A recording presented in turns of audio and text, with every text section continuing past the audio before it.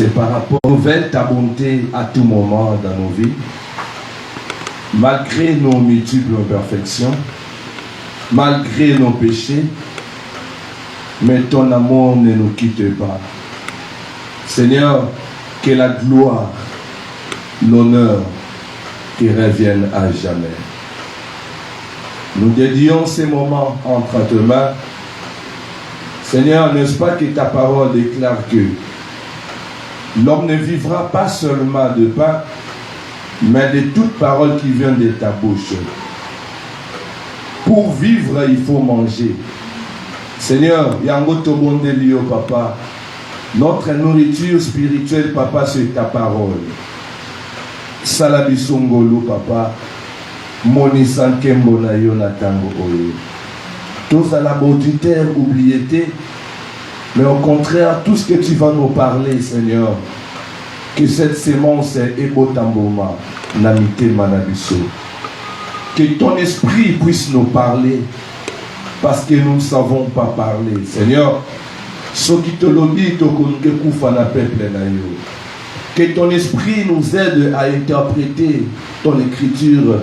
Nenge Sengeli, loin de nous l'esprit de l'erreur, dans le nom de Jésus-Christ. Nous avons ainsi prié. Merci Seigneur Jésus-Christ. Alléluia. Alléluia. Si tu peux encore acclamer le Seigneur Jésus, ça fera du bien. Rapidement, Batangele Bisso, Josué chapitre 11, versets 21 à 23. Josué chapitre 11, versets 21 à 23 de Tanina Kombo Yesu. Amen. Dans le même temps, Josué s'est mis en marche et il extermina les Anakim de la montagne des Bons, de Débir, d'Anab, de toute la montagne de Juda et de toute la montagne d'Israël. Josué les dévoua par interdit avec leurs villes. Il ne resta point d'Anakim dans les pays des enfants d'Israël. Il n'en resta qu'à Gaza, à Gath et à Asdod.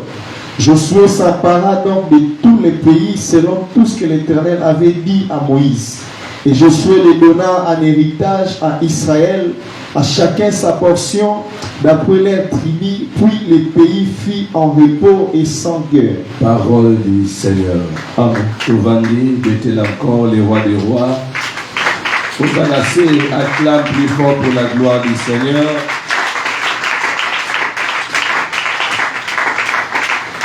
Na pesibinombote na kombo na Yesu. Que le Seigneur Jésus soit glorifié, parce que c'est lui qui est au centre Yanyonso. Alléluia. Nous nous sommes réunis pas pour une personne, mais nous sommes réunis ce matin pour la combo ya Yesu Masia Eza glorifié. Et nous ne sommes pas venus écouter une personne, mais nous sommes venus écouter notre Seigneur Jésus-Christ. Alléluia. Vraiment, nous allons parler pendant quelques minutes de la part du Seigneur. Je sais que ce matin, la manière dont Zamba Pesibiso le rôle à cadeau, c'est que Abongisi Makambalamu encore Kati Nabiso. Et aussi, tu te réveilles en bonne santé, bien-aimé, remercie les Seigneurs. Si tu marches, si tu te promènes, bien-aimé, remercie les Seigneurs. Parce que ce matin, il y a plusieurs oyo, même pour la kotombo la loboko, kotombo la te. Même koli a pamba, bazokwa koli a te bazole sabango. Même à petit à pamba, o pour la koli a bazan a petit ou anate. Pourquoi? Parce que c'est retrouvé dans l'état moko critique. Mais si le Seigneur Dieu te fait grâce, à Saliongolou d'être en vie, bien aimé, Koumi sans Zambé, Pambo dans Zambé. Bato bakufi lelo toleki bango nelo côté basi kitoko mibali kitoko ba homme de Dieu puissant au baba nzambe même plus que biso mais lelo oyo parfois le Seigneur a béni pe mana bango mais soki ngai na to envie bien aimé c'est une grâce tout ça l'effort mon côté. Alléluia. Quand il s'agit alors de glorifier le Seigneur comme sans Alléluia. Samba Zolokumo. Pendant quelques minutes, nous allons un peu parler Nathan Moko tellement bien. Je sais que ce matin, n'a comme un peu choqué au moukier. N'a comme un peu tout kamouté manon moukier. Il y a moi déjà na sengo bolim ici déjà. Parce que matin les lots ont tout abordi. Alléluia. Et puis ça ne doit pas permettre bon va tout abordi. Alléluia. C'est pour notre bien. Parce que Nyos Oyo Salema, bien aimé, ceux qui te bombent les bisous alors eux allaient vérité moko pour que l'obitoko talola nous serons jugés d'une manière. Yango Sengeli alors, bien que la vérité blesse, bien que ça fait mal au cœur, mais si c'est pour notre salut, bien aimé, et ça important. Vous comprenez là? Alléluia. Les thèmes auxquels nous allons partager aujourd'hui, tout m'écrit pour intituler en gros la part de la responsabilité. Part, il y a responsabilité. C'est ça alors le thème. Lorsque j'ai préparé ces messages, je me suis dit que Seigneur merci parce que tu nous orientes alors pour que l'obitoko talo là. Tu nous orientes alors pour que notre vie n'abisso lobby est à la meilleure. Laisse-moi te dire, mon frère, ma soeur, toi qui m'écoutes, nous avons tous une part et une responsabilité pour notre vie. Vraiment, Mathéa Oyos, bien aimé, ceux qui te mettent en pratique, laisse-moi te dire, même pour le siècle présent, même pour le siècle à venir, Tokozala Batune Sengo. Alléluia. Je disais que nous avons tous une part et une responsabilité pour notre vie. Premièrement, et deuxièmement pour notre progéniture.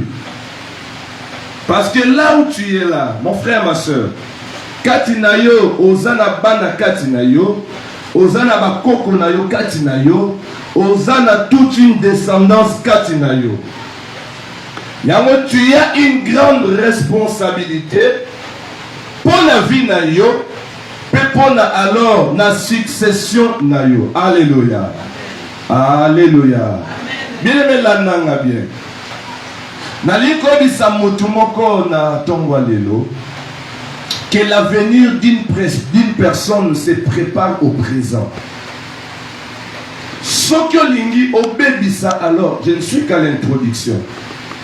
Bien que je ne serai pas long parce que nous avons plusieurs choses à faire juste après les messages. Mais Mouké Tokoloba et Kozungabiso alors pour Nato Tambola Malamo. Je me redis à une personne, je répète, l'avenir d'une personne se prépare aujourd'hui. Avenir Nayo, mon frère, ma soeur, et ils ont se préparer aujourd'hui. Si alors ton présent au baby Siango, tu peux alors hypothéquer tout ton avenir. Ce qui présent au baby Siango, tu peux aussi hypothéquer l'avenir alors il y a des descendants au baza Simanayo. Même dans la vie spirituelle, même dans la vie physique où nous sommes. Parce que, bien aimé, nous avons deux vies. Nous avons premièrement cette vie physique et deuxièmement, nous avons une vie spirituelle. Alléluia. Vraiment, la Senginayo l'andanga bien. Tout se prépare dans le présent. Dans Zame Akeli alors Mokili, je suis dans Genèse chapitre 1er. Lorsque Dieu créa le monde,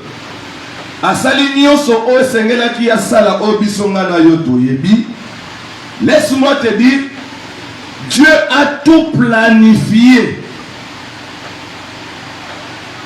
Dieu a tout fait. Et il a tout planifié. Si quoi assez attiqué alors responsabilité na moto. Parce que tant nous avons créé alors Mokili, après si responsabilité et pas une Adam, à battre le jardin, à cultiver le jardin, c'est ça alors la responsabilité de l'homme. Je répète alors, le terme c'est la part de la responsabilité. Après si alors Ozali, Adam, ba atunioso, pour battre le jardin, puis pour cultiver le jardin. C'est-à-dire que ce qui Adam a échoué dans la vie, ils ont sous pari en zambété, mais ils ont pari à Yemoko Adam. Lorsque je dis Adam, je parle alors de l'homme. Alléluia. Alléluia. Si tu peux acclamer, ça fera du bien. Pour la destruction ou encore pour l'amélioration, ils ont sous le domaine en zambété et comme maintenant domaine en moto. Parfois, nous accusons les autres que non, si je me suis retrouvé dans l'état Oyo, c'est parce que boye. Si aujourd'hui ma vie ne va pas de l'avant, parce que ceci, c'est là, parce que ceci, c'est là. Oui, ce sont des histoires où parfois nous les disons à la manière des hommes. Yango bien aimé, nalingi alors quoi bisa mutumoko na tongwa lelo. Je dis bien parfois, sur la terre que nous sommes, l'homme a 90% de responsabilité à bon molinaï. 90% dire que 90%. Zambe ya pesi biso ba tunio sopona ko réussir na vie. Zamba sali biso alakisi biso banzela oyo tokoki alors ko leka pour que to sepela na vie. Dieu a fait l'essentiel. Et ce qui motu yemoko na erreur na ye. Au lieu au sale à la manière dont le Seigneur t'avait dit, au luki au sale à la manière alors yomoko lingi, au koti alors bien aimé. Na molili ya vi na yo. Na zongi kaka na Adam. Tant nzambe ebisi Adam, apesiye biloko nyonso, apesiye nyonso. Mais ayebisi abino, abi nyonso na pesi yo, mais loko oyo kosimba yango te. Atelier mondelo. Adam avait la responsabilité ya épanouissement ya vie na ye. Mais Adam a se laissé faire alors, bien aimé, na malice ya serpent. Et tant Adam a se laissé faire, à tosi oe malobanza malobakite, Adam se retrouva alors libanda ya Eden. Alléluia. Alléluia. C'est ça bien. Nenge pengali na yo, tozali na tongo ya lelo. Nous avons une grande responsabilité. La preuve en est que, dans le livre de Matthieu chapitre 7, verset 13 à 14, Yesu Masi azolobanini, alobi, entrez par la porte étroite, car est large la porte spacieuse, et le chemin qui mène à la perdition, et il y en a beaucoup qui entrent par là. Mais étroite est la porte resserrée, le chemin qui mène à la vie.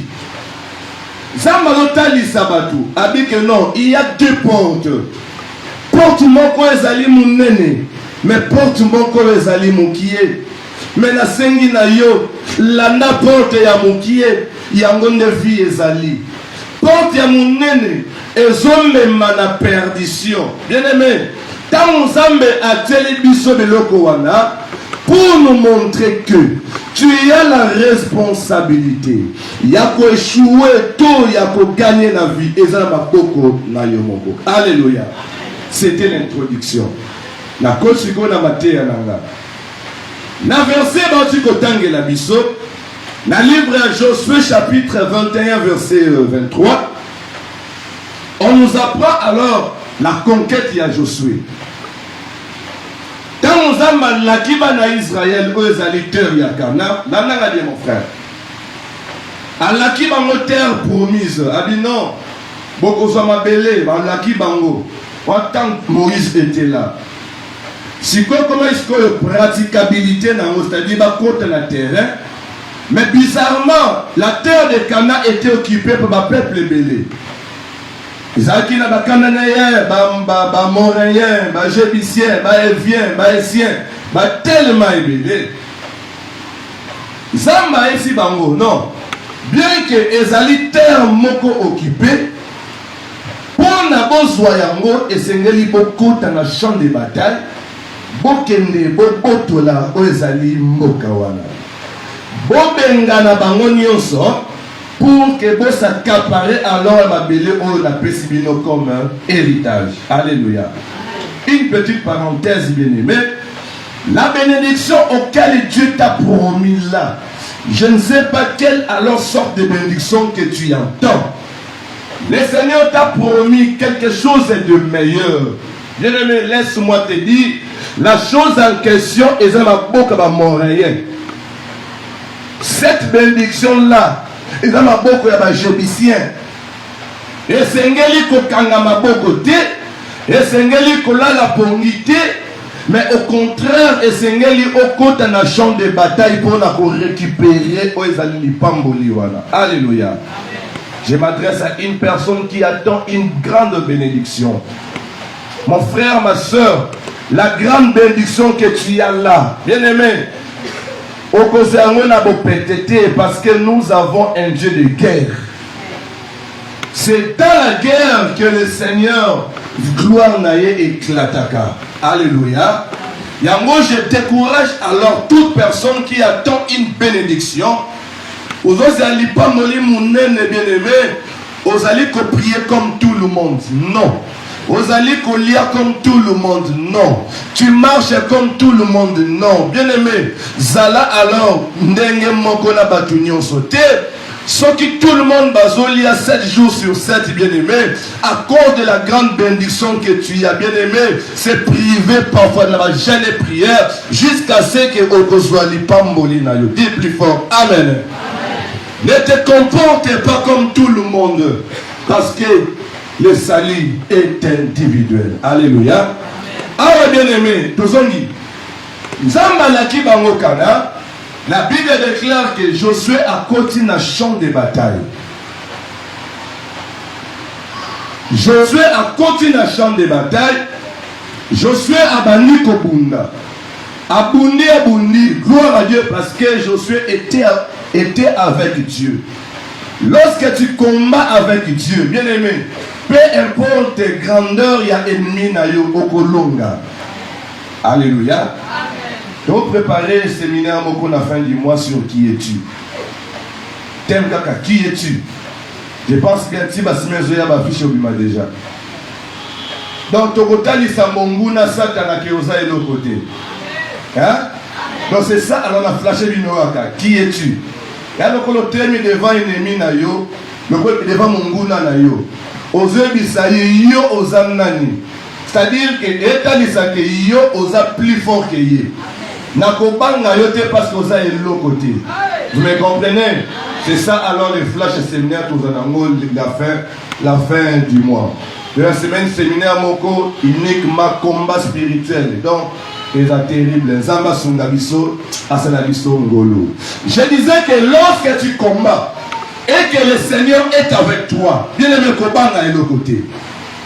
Parce que yosomo nous allons kobunda. Mais le Seigneur va se manifester la victoire Katinayo. Ce ne sera pas toi qui vas combattre, mais c'est le Seigneur qui viendra combattre maintenant à ta place. Alléluia. Sois alors dans la joie parce que tu as choisi une bonne part. Le Seigneur est avec toi. Vous me comprenez? Josué combattait. Lorsqu'il combattait, bien aimé, Josué n'était pas seul.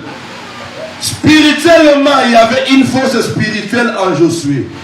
Quand on a combattre, le billet alongi, azolonga. Peu importe le degré à Montréal, peu importe la force à Cananéen, peu importe la force à peuple Nyoswana, Batikala qui kolonga Josué. Si Josué a commis presque la souka ya bataille naïe. Tant alongi. Bible lobby était Josué a commis kobundisa sikoyo ba peuple moko ba bengi bango ba Anakim. Ba Anakim baza nini? Baza lignée ya ba fils d'Anak. Bazalaki race ya batu moko baza ba géant makasi et baza formé na guerre. Là bien mon frère. Banakim baza ba géant. Donc à l'époque il y avait de race et ba personne oyo bazaki vraiment tellement ba géant. Et ceux qui ba telemi na guerre pour na kolonga bango ezaki passé. C'est ça alors obstacle oyo Josué akutanaki na yango. Mais bien que Banakim bazalaki wana, la Bible déclare que Josué était avec Dieu. Josué a détruit Banakim nyonso. Oyo bazalaki na camp d'Israël, a exterminé bango nyonso, a bomi bango. Erreur Josué a salaki, a tiki Banakim, il y a 3 villes. Là, donc il y a une histoire. A tiki Banakim, il y a 3 villes. Première ville, à Tiki Banakim, il y a ville, il y a Gatz. Totangango, vraiment, c'est très important.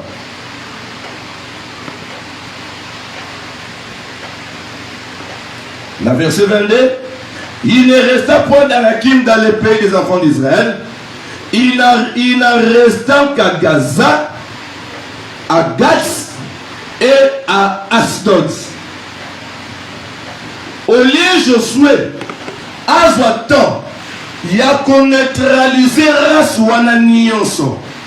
Pour qu'on ne parle plus na race ya Banakim, Josué a minimisé yango. Atiki Oezali Banakim, il y a Gatz. Atiki Oezali Banakim, il y a Gaza.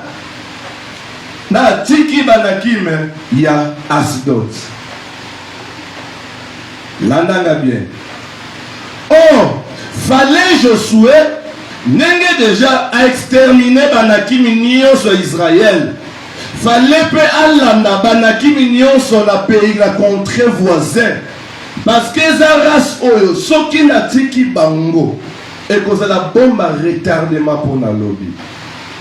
Josué étant à longue nyonso esili et la Bible déclare que pendant la règne à Josué wana il y avait plus de guerre. Alléluia. Amen. Il y avait plus de guerre. Il y avait plus de guerre. Qu'il y a total écoti pour Israël. C'est ça, gloire au Seigneur Jésus. Si vous bien aimé, toquez alors plus loin. Toquez alors plus loin. Le terme est allé la part de la responsabilité. Dis alors, tu as une part de responsabilité.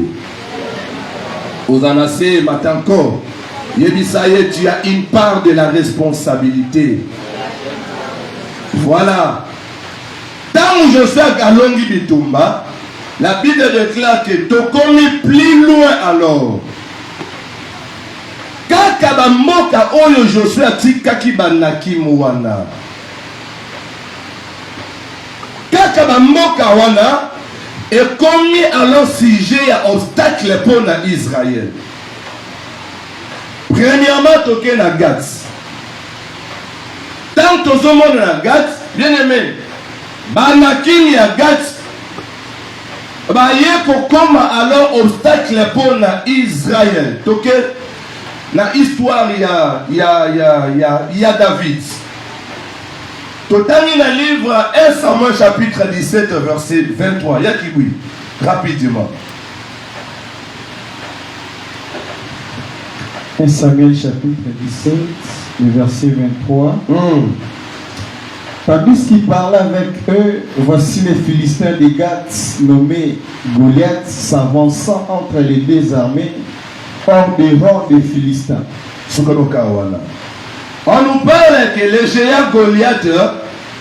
Azalaki alors race ya Banakim. Goliath tanwa telemi na Israël, il était géant. Il était un homme de guerre.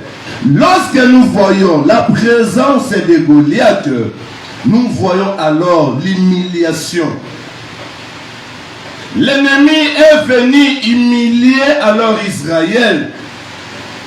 L'ennemi est venu terroriser Israël au moyen de Anakim, Oezali, Yagat. Or, Soki, je dis bien Soki, Josué a exterminé Anakim et Nyonso. Race à Goliath alingaki kobimate. Deuxième attaque est rapide. Na Gaza, parce qu'il y avait 3 villes. Il y avait ville, il y a Gath, il y avait ville, il y a Gaza, la ville, il y a Asdod. Tant que na Gaza, tozo songa malamoko, bien aimé. L'apparition, il y a Delila. Delila, Sotangi Amona J chapitre 16, verset 1er. Delila Aza descendant alors il y a ville, il y a Gath. Il y a Gaza plutôt. Or, tant que on a l'apparition, il y a Delila, tout le monde alors, a occasionné alors la mort, il y a Samson. Et troisièmement, dans la ville, il y a Asdod, parce qu'il y avait 3 villes. Dans Asdod, je vous dans le livre 1 Samuel chapitre 5, verset 1er. Où tout a l'apparition des Philistins dans la ville de Asdod. Tant que koyiba ozali arche de l'alliance na kati ya Israël, ezaki alors passe kota ki na kati ya Israël. Pourquoi alors tu énumérer 3 villes oyo? Là nanga bien siko, bien aimé. Na koti siko na mateya nanga. Par là nous tirons alors une leçon. Que il ne faut jamais garder en nous tout ce qui pourrait alors empêcher notre liberté lobby. Il ne faut jamais garder en nous tout ce qui pourrait compromettre ta bénédiction lobby. Alléluia. Alléluia. S'il faut exterminer, il faut tout exterminer, bien-aimé. Parce que tu as la responsabilité.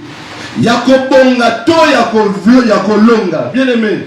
Ceux qui osali ko garder quelque chose, osali ko la bombe a retardé makati na yo. Lobi tango ko beta e kozala pasi pe mawa. Josué a minimisaki alors 3 villes oyo. Josué a monaki yango pamba. Mais derrière Rwanda bien-aimé, il y avait alors une grande humiliation pour le peuple d'Israël. Alléluia. Par là, nous pouvons dire que les péchés que nous gardons en nous, sont comparables à un virus mounene. Ce qui zamba yebisiyo, que loko o longola yango na vie na yo. Bien-aimé, même si loko wana yango dali ko lesa yo. Bien-aimé, Dieu voit plus loin. Parce que moi, ça monte.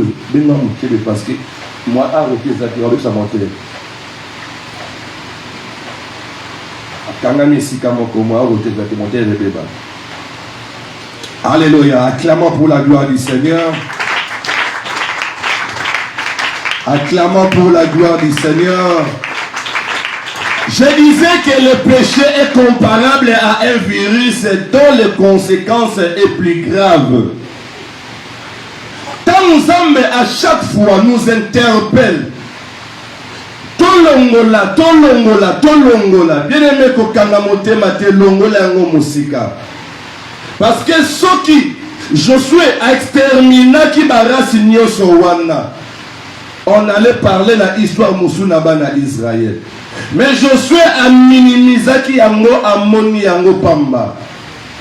Mon frère, mets en règle ta vie aujourd'hui. Pour que l'obinayo est à la meilleure. Le Seigneur est venu nous interpeller, bien-aimés. Le Seigneur est venu nous dire au présent que Zambazomon a l'obinayo meilleur. Zambazana pour sa lobby au témoigner grandeur. Zambazana pour sa lobby au réussir la vie. Bien aimé, qu'est-ce que tu fais maintenant au présent? Qu'est-ce que tu fais maintenant au présent? Et là, parfois, vous allez bafouer. Il y a un monde qui allait bomber retardement pour la banane na yo lobby. Et là, parfois, vous allez comme on pamba.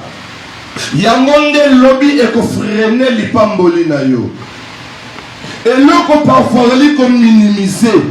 Il y a un monde lobby et qu'on kangela yon zela ya lola. Il y a un monde qu'on a bien aimé. Tout se contrôler alors, tout prendre conscience. Parce que l'avenir se prépare aujourd'hui. Alléluia. L'avenir se prépare aujourd'hui. Destiné na yo, kobonga toko choué bien aimé, ezama boko na yo moko. Alléluia. Yébake, mon frère, ma soeur, na kati ya vie chrétienne où nous sommes, il y a deux interdits. Le Seigneur nous a imposé une vie des interdits.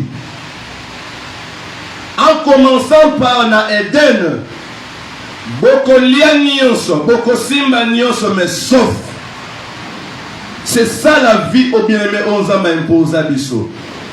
Là où tu es là, bien-aimé, il y a des interdits auxquels le Seigneur nous a imposés.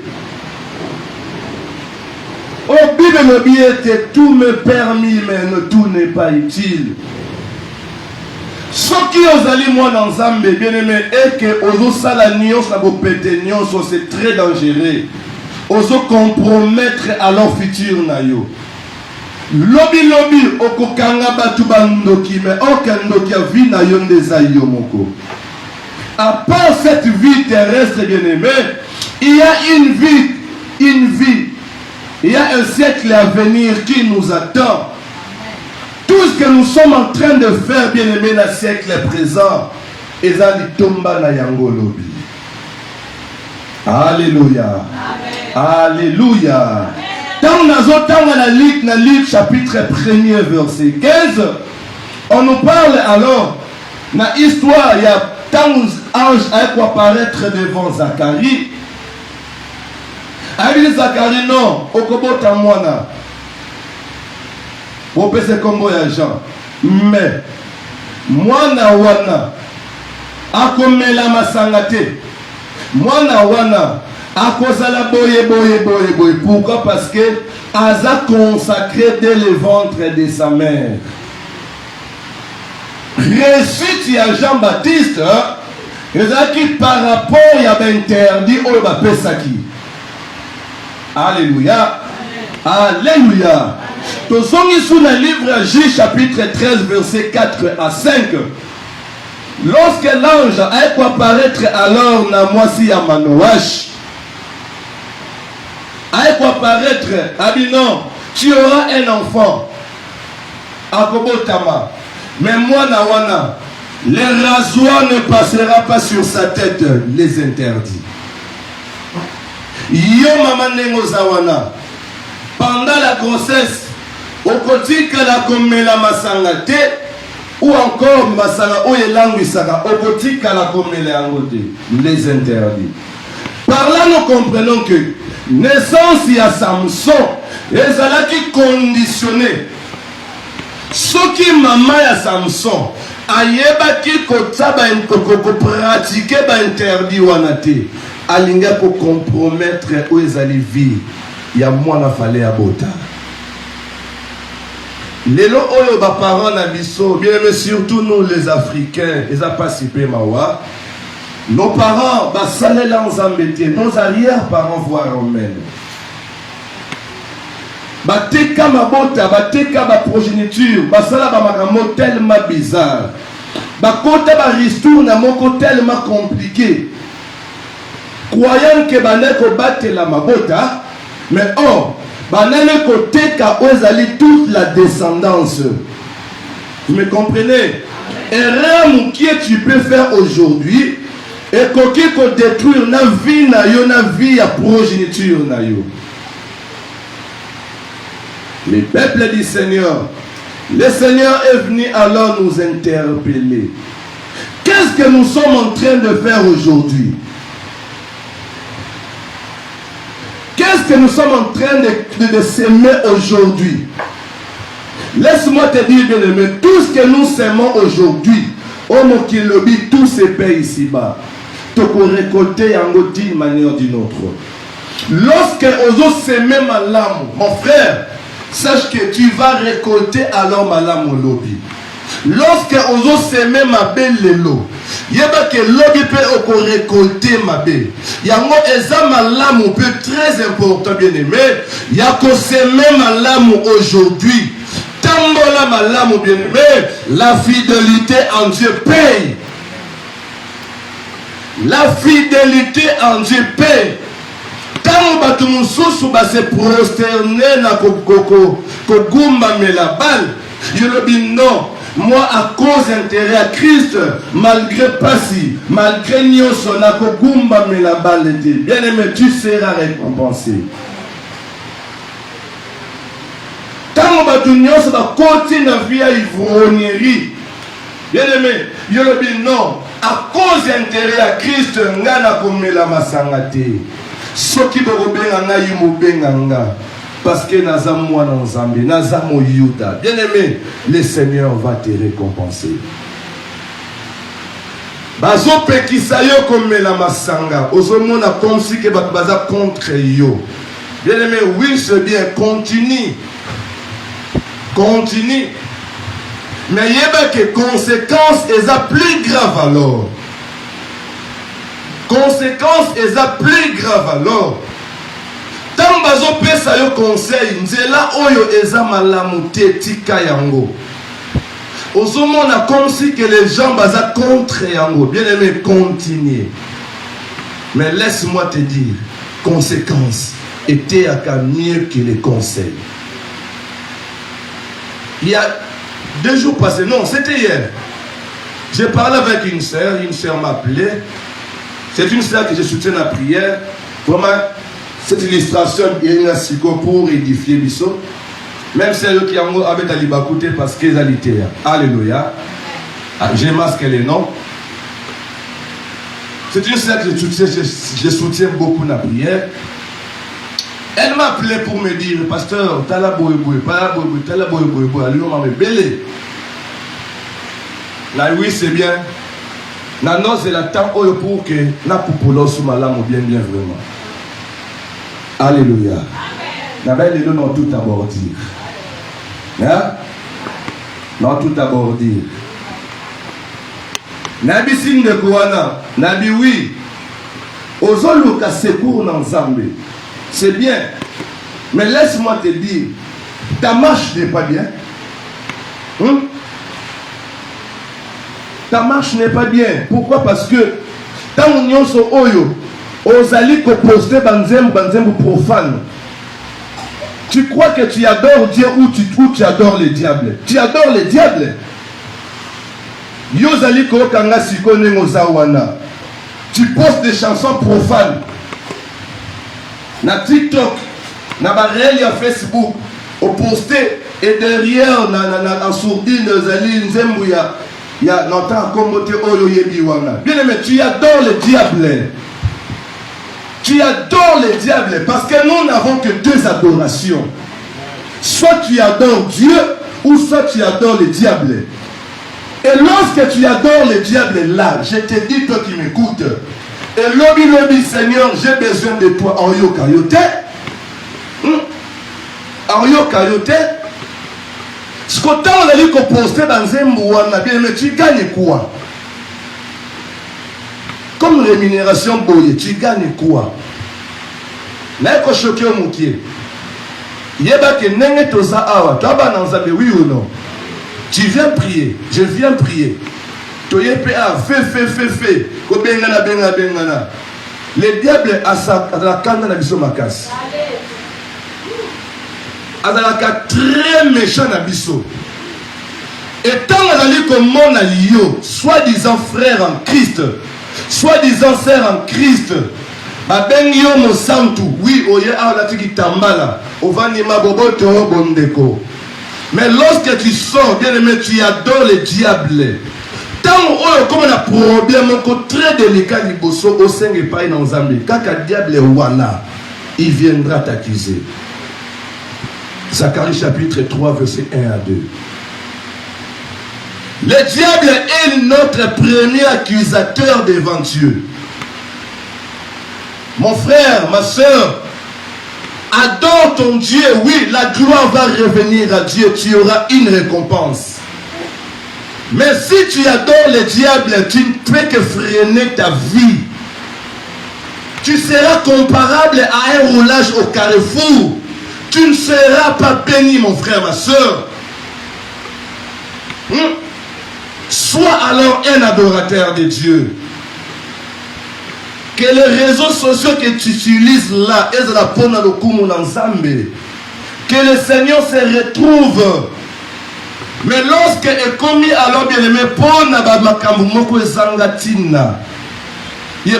la bénédiction de l'Éternel alléluia. Le Seigneur ne châtie pas sans pour autant avertir son peuple. Le Seigneur a permettre que Oyo Kamate à Oyo pour que tu prennes la décision d'arranger alors ta vie. Pour que tu mettes en règle Oyezali ta vie. Ta vie bien-aimée. Yomoko a la capacité à causer l'ipamboli côté paille dans un pour accélérer l'ipamboli. Mais Yomoko a la capacité à freiner l'ipamboli na yo. Na kotu kasu musu bien-aimé. Toyebake. Il y aura un temps oyo. Oh non, et l'autre c'est diable, et l'autre c'est diable. Bien, mais ce jour le diable va se lever pour nous accuser. Que non, Ezana mongate ezali yemoko. Ezana moyemoko ezangate. Bien, mais ce jour-là, le diable va nous accuser. Hein? Ma soeur, mon frère, mets en règle ta vie. Ma soeur, mon frère, dans la manière dont tu sers ton Dieu. Tu sers ton Dieu avec mélange, bien-aimé, ou encore avec intégrité. Mutuna naza awa, bien-aimé, conscience na biso bako sakayangote. Et là vraiment ngana tout kamutumo wana putombo ya lelo. Alléluia. Je sais que ceux qui ont bongoli motema, le Seigneur va me récompenser. Alléluia. Amen. Je sais que ceux qui ont bongoli mon thème, le Seigneur va me bénir.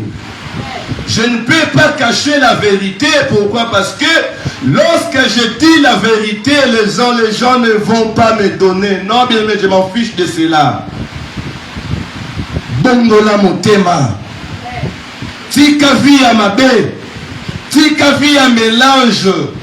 Tika vie bien-aimé à Mokili, osa moi n'ensemble, mais pourquoi as-tu tué dans le monde? La Bible nous interdit bien-aimé à Kambwebele, mais pourquoi nous allons toujours Kokota na Kawana? Tu as une grande responsabilité pour ta vie. Na 2025 Otokoti, ma soeur, moko na moko bien-aimé, atala, à s'examiner comme Sophonie à lobby. Nisonga yomoko. Tala réellement, est-ce que la manière dont je travaille dans l'église, la manière dont je crains mon Dieu, la manière dont je fais cela, est-ce que le Seigneur est d'accord avec moi,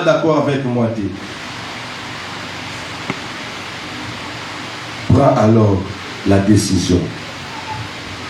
Notre conscience est un policier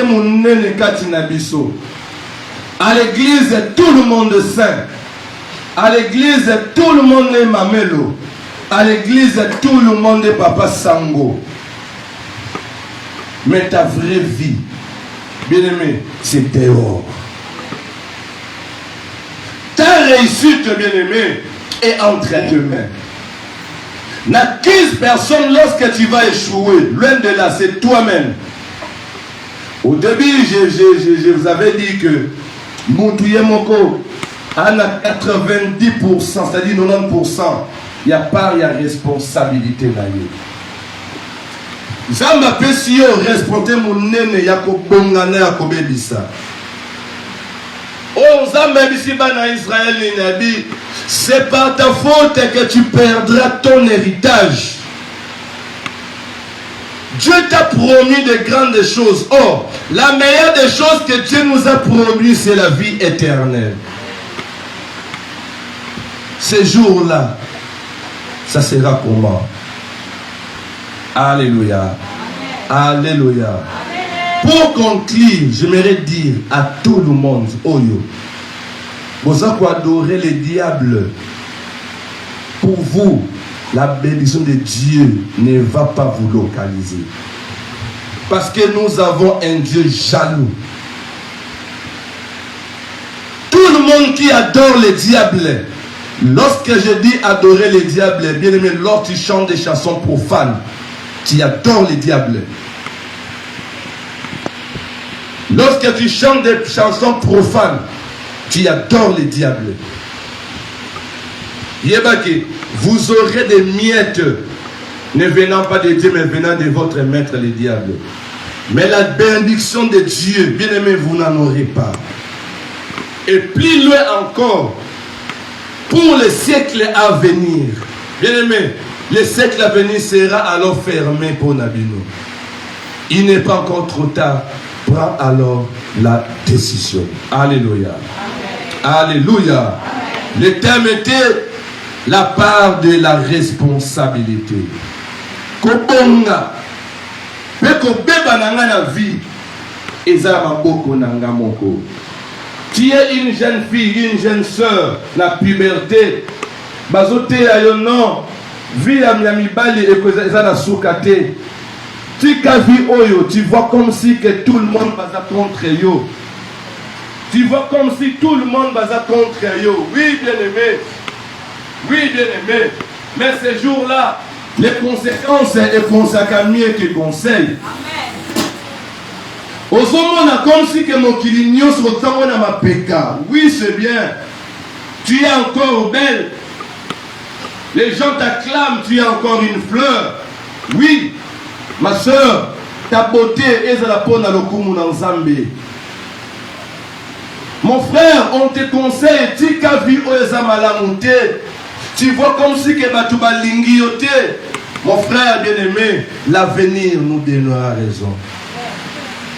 Lorsqu'on grandissait, bien-aimé, on était encore à l'école.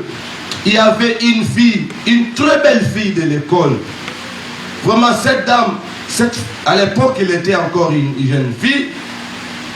Elle était vraiment le point de mire dans toute l'école. Donc, ce qui a zolé, comme elle a vraiment Zamba qui l'a et malamu. Elle était trop belle alors. Bien aimé. Place n'a comprenant que beauté à moi si c'est comparable à une fleur. Ce qui est mal entretenu et qu'on a fané. Comment je m'adresse aux jeunes sœurs vous allez jeunes sœurs, mais à la maison, vous allez vraiment rebelle mon néné. Bien aimé, cette jeune fille-là, à l'époque, bien aimé, lorsqu'on était encore dans l'humanité, très belle, bien aimé. Oh, même un professeur, ils ont craqué. Et les cas, bien aimé, un jour, na coûté dans Zéla. Na moni na nzela bien na tansi mai na miso. Yemoko tanga moninga a comme complexé aluki a tselongi na se. Mais moi non, et ça ma yewana X en tant que parce que les messages est là sur les réseaux sociaux. Tant que tu mutu na se na comprendre eza yewana. Na l'équipe même na bengi na combo na ya mboka pour na comprendre vraiment ayebinga na origine na talinga sutuki na bi ma soeur comment vous allez naza bien. Donc on t'a lié boyer deux personnes différentes. Pourquoi? Parce que à l'époque elle se voyait que Aza plus belle que les cas tout le monde.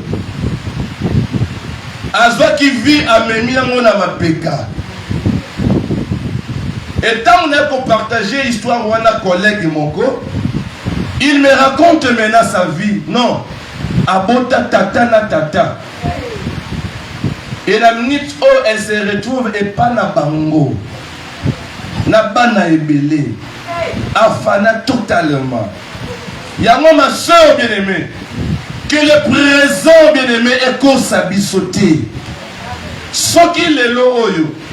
Ozotambola, badoko admirer yo, badoko sepela na yo, bien-aimé, kitoko na yo eko sayo telelo. Alléluia. Kitoko na yo, c'est pour ton mari, on s'en destiné pour na yo lobby. Kangama na ensemble, le Seigneur va te donner un mari convenable pour na yo.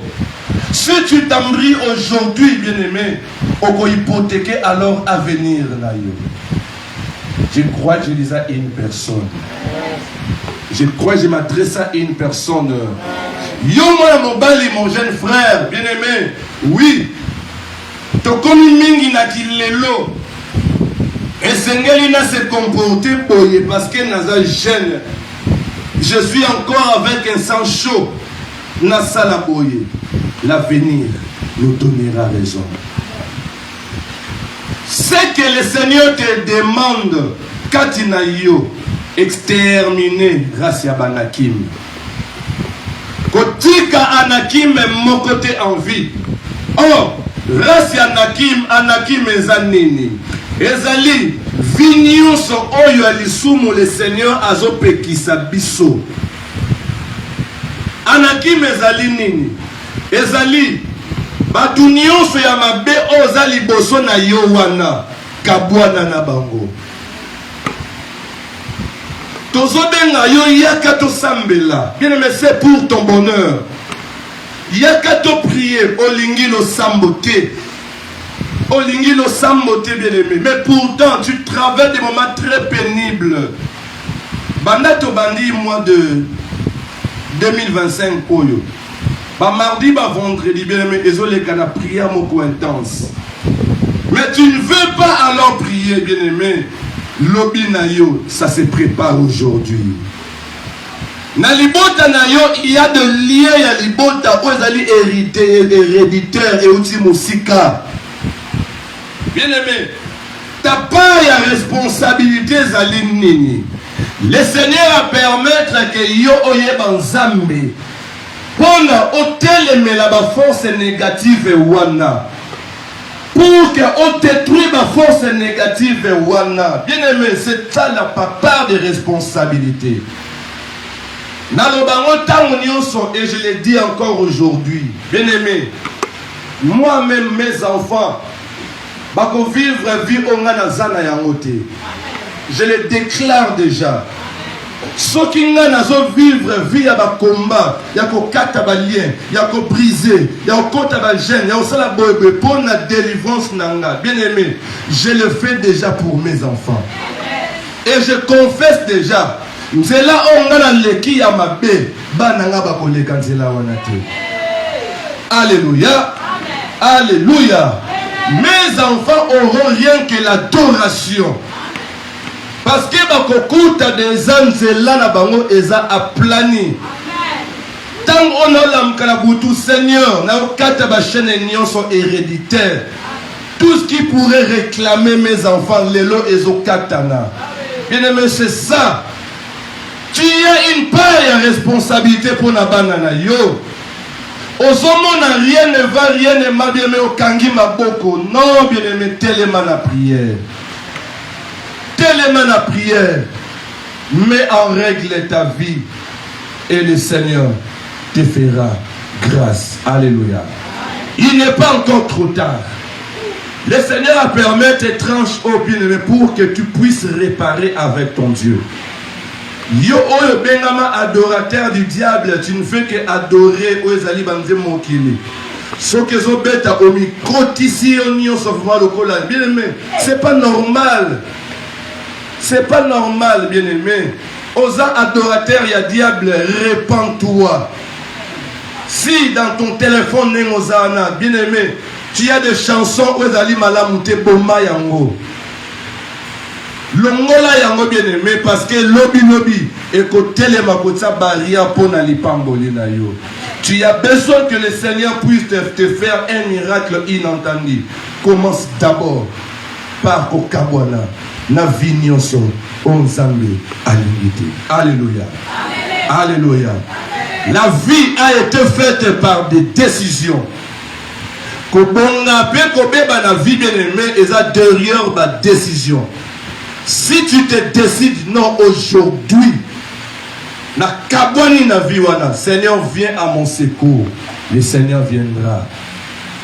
Le Seigneur viendra. Ce que monique non ngamona kokate parce que au kotimingi na kati cherche les hommes de Dieu ba sambe la pona yo bien-aimé. Le Seigneur est là. Et pour terminer bien-aimé, Salomon a l'obinini. Salomon, non c'est pas la l'otangango verset souka ngo kimara verset oyo. Tala Cantique des Cantiques chapitre 2 verset 15.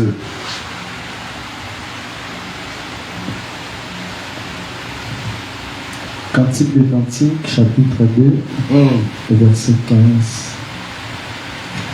Prenez-nous les renards, les petits renards qui ravagent les vignes, car nos vignes sont en fleurs. Salomon le Binini. Prenez donc les renards, les petits renards qui ravagent les vignes, car nos vignes sont en fleurs. Ah, comme il s'habille ce bien-aimé, Zoba renard ya mukie wana. Oba zobonga mapona ko détruire champ na yo. Parce que elanga na ye bisla ba fleur bientôt là lingyo kuka. Petit renard ezali ni bien-aimé. Ezama kamunios ya mikie tozomona pamba wana. Vie na yo est commis en fleur, c'est-à-dire que bientôt là le Seigneur veut te bénir. Bientôt là, il y a une grande bénédiction qui se prépare autour de toi. Bientôt là, il y a une grande vision qui se prépare autour de toi. Mais le Seigneur le binon. Tala renard baza pembeni na yo wana kanga bango bwa musika. Soko tiki bango. Soko tiki bango.